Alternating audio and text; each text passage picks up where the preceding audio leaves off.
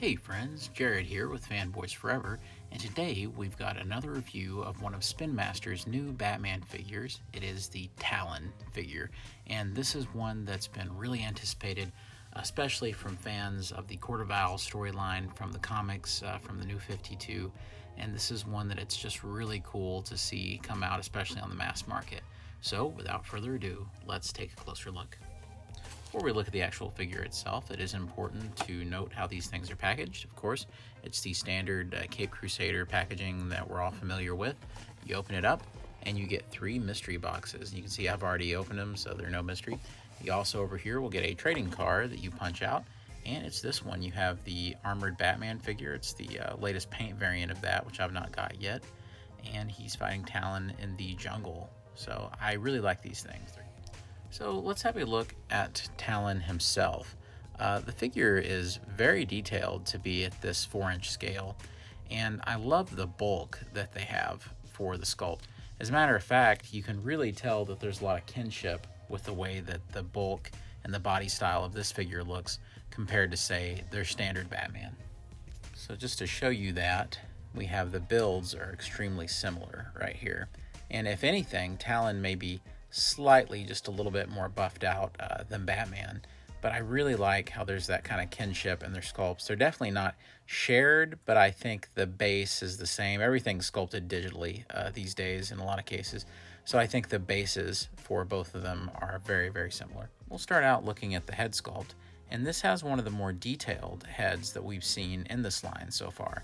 And not just from the standard of sculpt, because it is very intricate with the kind of subtle lines going, and the beak and the goggles, but we also get quite a bit of intricacy when it comes to the paintwork being applied here too. You can see that the details go all the way to the back as well, and these are very, very small little raised portions on the face mask. So the paint accuracy that they have here is actually pretty good, especially for this to be a 4-inch action figure. I was actually fairly impressed by this. Love the little details on the goggles, how you kind of have the spiky portions on the sides. And the orange applications are very nice. I think the color really stands out. Also, I love that they have kind of this bronze color that goes with the face highlights and also the beak on the nose there in the middle. And I think it's just some really nice sculpting work. It's definitely one of their better head sculpts that they have done for the line. So really loving the way that Spin Master got this guy to turn out. Moving on down to the chest, like I said, he is pretty bulked out, and he almost has kind of a bandolier going, different knives across the chest. We also have the Court of Owls kind of lapel pin right there, and this of course carries through all the way to the back.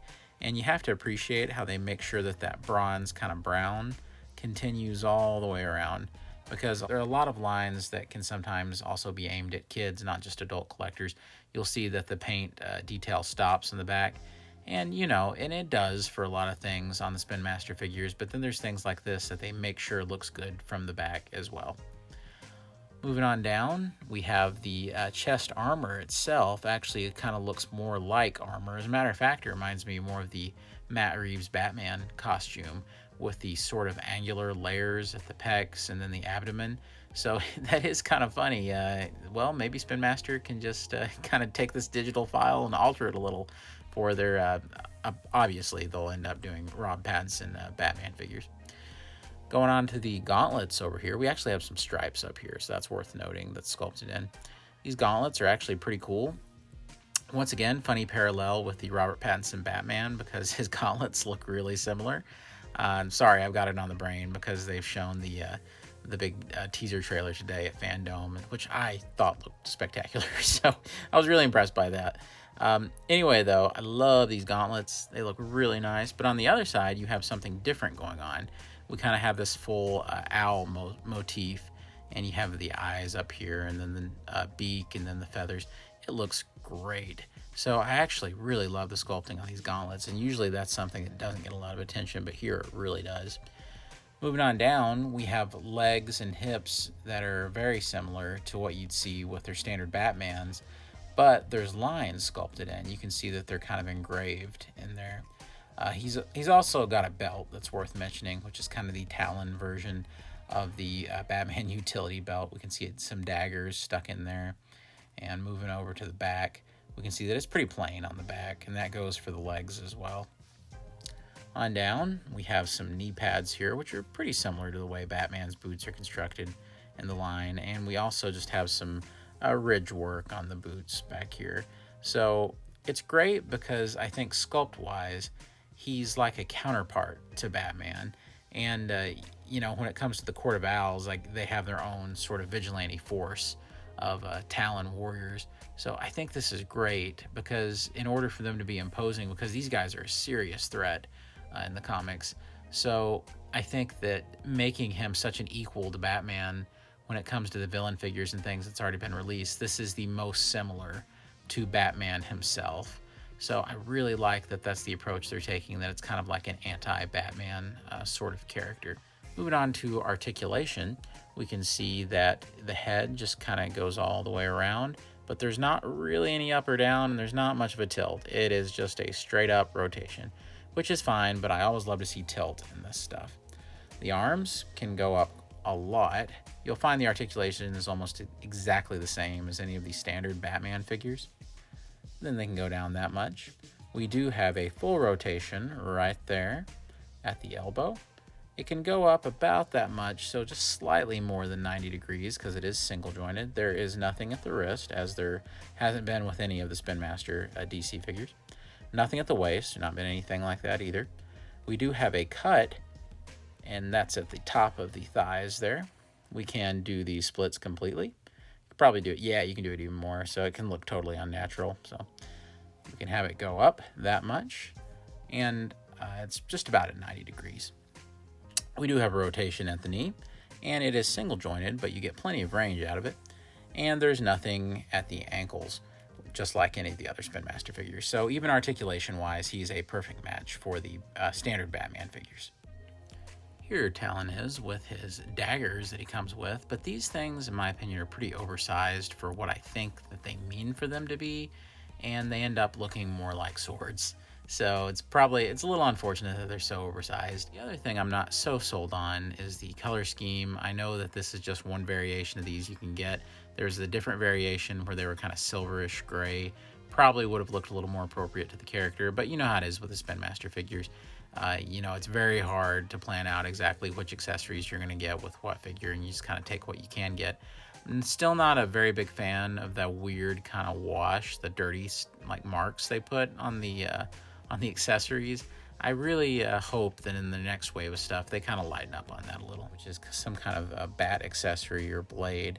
And I do think it is meant for Batman more than it is Talon here, because it has kind of the bat shape to it. Once again, kind of has that weird dirty wash to it.